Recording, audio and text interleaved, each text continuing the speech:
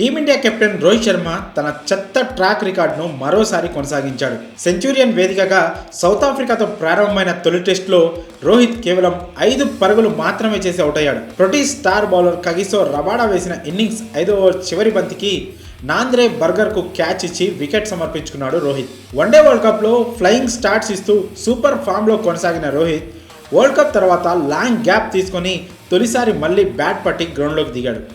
World cup ఓటమిని మర్చిపోయి రోహిత్ శర్మ ఎలా ఆడతాడో అని క్రికెట్ అభిమానులంతా ఎంతో ఆసక్తి చూపించారు ఈ టెస్టుపై. కానీ రోహిత్ వాళ్ళందరినీ నిరాశపరుస్తూ 14 బంతుల్లో కేవలం 1 4తో 5 పరుగులు మాత్రమే చేసి అవుట్ అయ్యాడు. ఈ మ్యాచ్లో టాస్ గెలిచిన సౌత్ ఆఫ్రికా తొలుత బౌలింగ్ ఎంచుకొని టీమిండియాను బ్యాటింగ్కు ఆహ్వానించింది. రోహిత్తో కలిసి ఇన్నింగ్స్ ఆరంభించిన జైస్వాల్ 4లతో అలరించిన రోహిత్ అవుట్ అయిన కొద్దిసేపటికి అతను కూడా అవుట్ అయ్యాడు.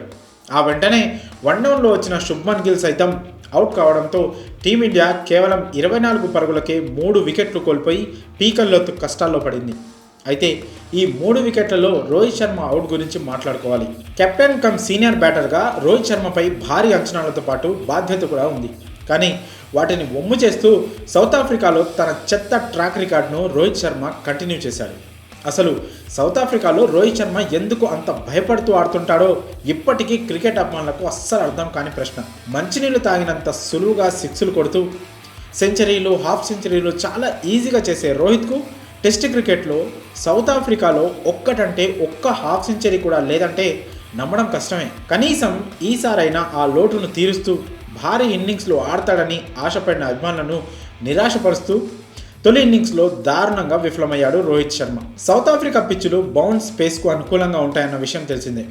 ప్రపంచంలో ఏ మూల అయినా అద్భుతంగా ఆడే రోహిత్ శర్మ ఒక్క సౌత్ ఆఫ్రికాలో బ్యాటింగ్ చేసేందుకు మాత్రం ఇబ్బంది పడుతుంటాడు. 2013-14 మధ్యకాలంలో సౌత్ ఆఫ్రికా పర్యటనకు తొలిసారి వెళ్లిన రోహిత్ శర్మ 2 టెస్ట్ మ్యాచ్లు ఆడాడు. ఆ టైంలో రోహిత్ మిడిల్ ఆర్డర్లో బ్యాటింగ్ చేస్తున్నాడు. జోహన్నెస్బర్గ్లో జరిగిన తొలి టెస్ట్లో 2 ఇన్నింగ్స్లో కలిపి రోహిత్ చేసిన పరుగులు కేవలం 20 మాత్రమే. తొలి ఇన్నింగ్స్లో 14 పరుగులు, రెండో ఇన్నింగ్స్లో 6 పరుగులు మాత్రమే చేశాడు. ఇక డర్బన్లో జరిగిన రెండో టెస్ట్లో అయితే తొలి ఇన్నింగ్స్లో డేల్ స్టెయిన్ బౌలింగ్లో గోల్డెన్ డక్ అయ్యాడు. రెండో ఇన్నింగ్స్లో 25 పరుగులు చేశాడు. మొత్తంగా ఆ 2 టెస్టుల్లో 11.25 సగటుతో 45 పరుగులు మాత్రమే చేశాడు. ఇక మరోసారి 2017-18 మధ్యకాలంలో మరోసారి సౌత్ ఆఫ్రికా పర్యటనకు వెళ్ళి 2 టెస్టులు ఆడాడు రోహిత్. అప్పుడు కూడా దారుణంగా విఫలమయ్యాడు హిట్ మ్యాన్. కెప్టౌన్లో జరిగిన తొలి టెస్టులో 21 పరుగులు చేశాడు. తొలి ఇన్నింగ్స్లో 11, రెండో ఇన్నింగ్స్లో 10 పరుగులు మాత్రం చేశాడు.